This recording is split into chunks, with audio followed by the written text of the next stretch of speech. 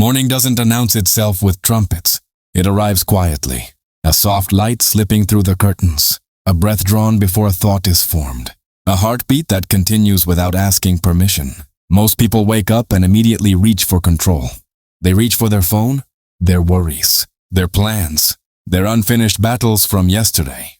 But there is another way to wake up, a way that changes the weight of the entire day. Before the mind begins racing, before fear chooses its close, before responsibility starts shouting your name, you pause, and instead of grabbing the world, you reach upward. Not with perfection, not with long words, just with honesty. Walk with me today.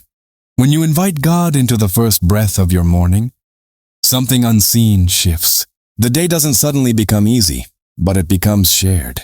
You are no longer carrying life alone. Think about that. The same presence that sets the sun on schedule, the same wisdom that holds galaxies in order, chooses to walk beside you while you brush your teeth, tie your shoes, and step into your responsibilities. This isn't poetry. This is partnership. When God walks with you, uncertainty loses its power. You may not know what lies ahead, but you know who walks beside you, and that changes everything. As the day begins, you start noticing small things. The stillness of early hours, the warmth of a cup in your hands, the quiet miracle of breath moving in and out of your body. These moments used to feel ordinary. Now they feel intentional.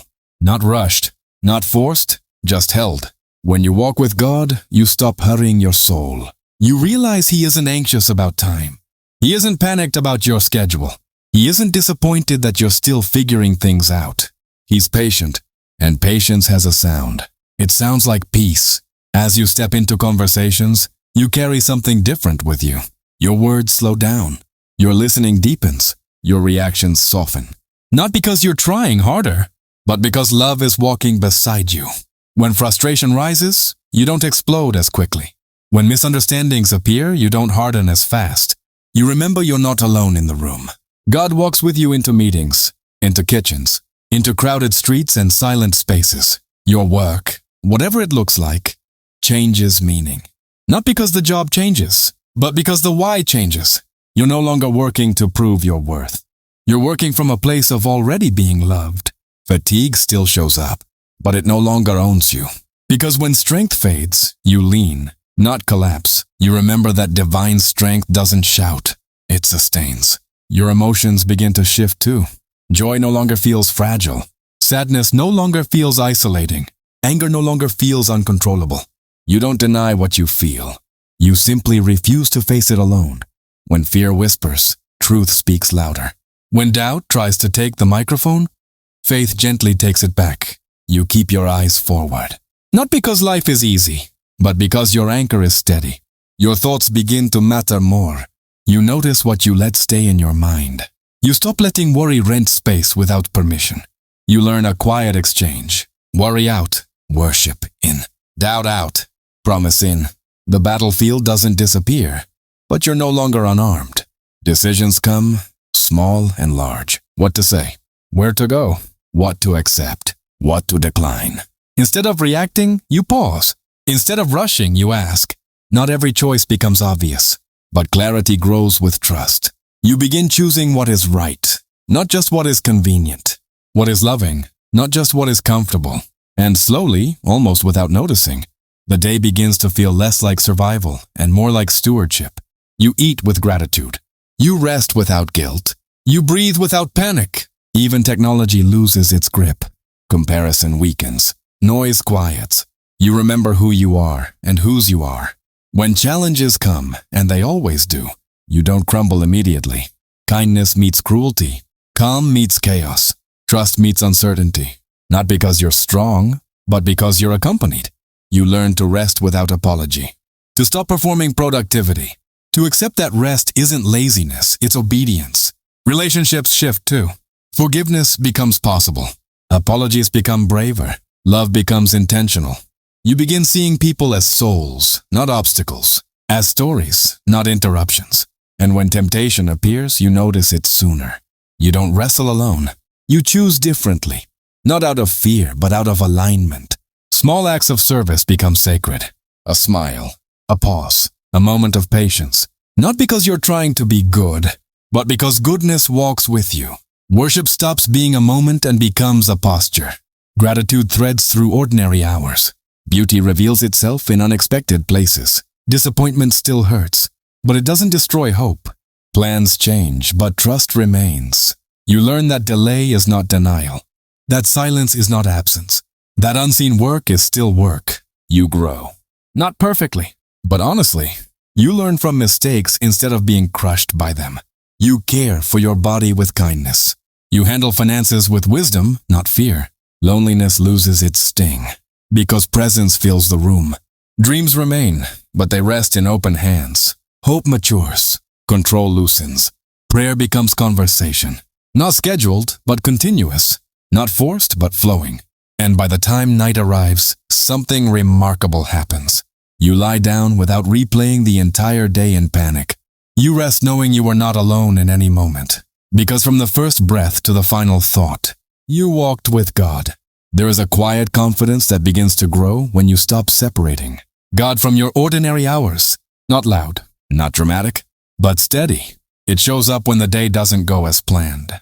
Because sooner or later, something will interrupt the flow. A delay, a harsh word, an unexpected expense, a message that tightens your chest, a silence you didn't ask for. Earlier, these moments would have shaken you. They would have pulled you into panic or frustration. But now, something is different. You pause, not because you're numb, but because you're anchored. When God walks with you, problems no longer feel like proof that you're failing. They become invitations to trust deeper. You begin to realize something powerful. Peace is not the absence of trouble. Peace is the presence of God inside trouble.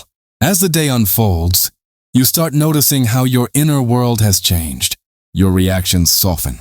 Your breathing slows. Your heart doesn't race as often. Even when emotions rise, they don't take over. Joy doesn't make you reckless. Sadness doesn't make you hopeless. Anger doesn't make you cruel. You learn to feel deeply without being controlled completely. Because you are not walking through your emotions alone. There are moments when your mind becomes noisy again. Thoughts stack on top of each other. What if? What now? What did I do wrong? But now, instead of drowning in those thoughts, you observe them. You learn to ask, is this truth? Or is this fear talking? And slowly, deliberately, you replace lies with promises, chaos with stillness, noise with trust. This is not denial. This is discipline of the soul. Your decisions begin to carry weight, not pressure. You stop saying yes just to please.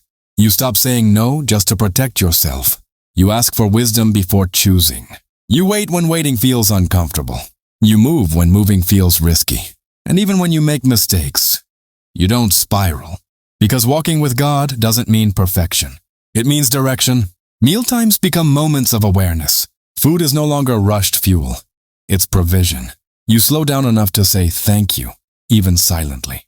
Rest becomes sacred. You stop apologizing for needing breaks. You stop glorifying exhaustion. You realize that rest isn't weakness, it's trust. When you rest, you declare, the world does not depend on my constant effort. And God smiles at that kind of faith.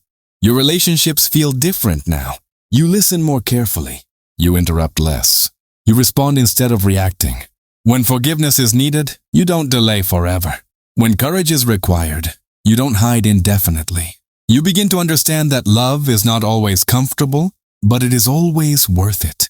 Temptations still show up, but they don't surprise you anymore. You notice the patterns, the triggers, the moments when you're most vulnerable. And instead of fighting alone, you ask for help. You choose gratitude over complaint, silence over gossip, kindness over impatience, not because you're forcing goodness, but because goodness has taken root. Service stops being about recognition. Small acts begin to feel powerful. A gentle word, a held door, a moment of empathy. You realize that light doesn't need a stage. It just needs willingness. Your worship expands beyond songs and prayers. It shows up in how you treat people, in how you handle disappointment, in how you respond to success. You begin praising, not just when things go right, but when things are unclear. Because trust has matured. Disappointment still stings, but it no longer defines the story. When plans fall apart, you don't assume God has abandoned you. You begin to believe He may be redirecting you. Hope becomes quieter but stronger. You learn to hold dreams with open hands, to let go when necessary, to wait without resentment. Growth begins happening beneath the surface. You become teachable. You learn from failure instead of hiding from it. You stop being cruel to yourself.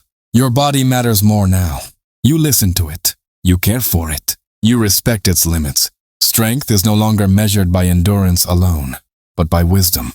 Even money loses its grip. You stop letting finances define your worth or steal your sleep. You become thoughtful instead of fearful, generous instead of tight-fisted. You trust provision more than numbers. Loneliness still visits, but it doesn't move in. Even in crowded rooms, even in silent spaces, you remember, you are never unseen, never unheard, never alone. Your identity becomes rooted, not in approval, not in achievement, but in belonging. Dreams remain alive, but no longer desperate. You surrender timelines. You release pressure. You trust timing. Prayer becomes natural, not rehearsed, not forced. You talk to God while walking, while working, while waiting. Sometimes you speak. Sometimes you listen. Sometimes you simply breathe, and that is enough. And then comes evening. The pace slows. The noise fades. The body grows tired.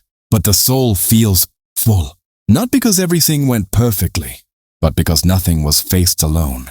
You look back on the day and realize God was there, in the rush, in the waiting, in the joy, in the discomfort, every step, every breath. And for the first time in a long time, you rest deeply.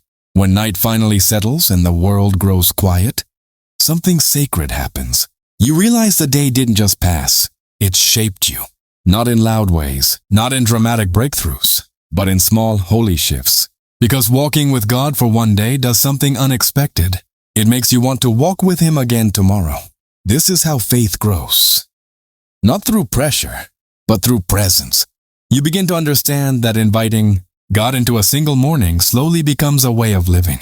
What started as a prayer becomes a posture. You no longer see faith as something you visit. It becomes something you carry. As days turn into weeks, you notice the change others may not yet see. Your anxiety doesn't dominate you the way it once did. Your reactions are less sharp. Your patience lasts longer, not because life became easier, but because your foundation became deeper. You stop demanding answers for everything. You stop panicking over every unknown. You begin trusting the process, even when the path isn't clear. Walking with God teaches you something essential. Control is exhausting. Trust is freeing. You realize how much weight you were carrying that was never meant to be yours. The future, other people's opinions, outcomes you cannot guarantee. You start laying those things down one by one. And with every surrender, your soul breathes easier. You also become gentler with yourself. You stop expecting instant perfection. You stop punishing yourself for growth that takes time. You learn that God walks at your pace, not ahead of you, not behind you. When you stumble, He doesn't scold, He steadies. And this changes how you treat others too. You become less judgmental, less reactive, more compassionate. Because when you know how much grace walks with you, it becomes easier to extend grace outward. You begin noticing God in unexpected places, in laughter shared, in lessons learned the hard way, in doors that closed to protect you, in delays that shaped you. Even pain begins to tell a different story. Not that pain disappears, but it gains meaning. You stop asking only, why is this happening to me? And start asking, what is this teaching me? And sometimes, the answer comes quietly. Sometimes it doesn't come at all. And you learn to trust even then. Your purpose no longer feels like a distant destination. It becomes something you live, right where you are. Faith stops being about arrival and becomes about alignment. You show up differently. At work, at home, in relationships, in solitude. You don't need applause to feel secure. You don't need constant affirmation to feel worthy. Because you walk with the one who already knows you completely and loves you fully. And perhaps the most beautiful change of all, you stop walking alone, not just spiritually, but emotionally. You stop isolating when things get hard. You stop pretending you're fine when you're not. You learn to ask for help, to pray honestly, to trust deeply. Your days still include problems. Your life still includes uncertainty. But fear no longer leads. Love does. Peace does. Presence does. As you lie down at night, you no longer replay every mistake. You no longer carry unfinished worries into sleep. You rest knowing you were guided today, you were protected today, you were loved today, and tomorrow. You won't wake up alone, because walking with God is not about one perfect prayer. It's about 1,000 small invitations.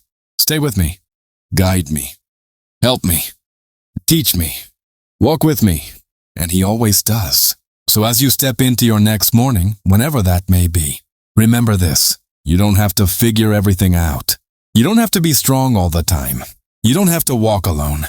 Just take the first step and invite Him to walk with you, from the first breath to the final rest. Not because you're trying to earn love, but because love is already walking beside you.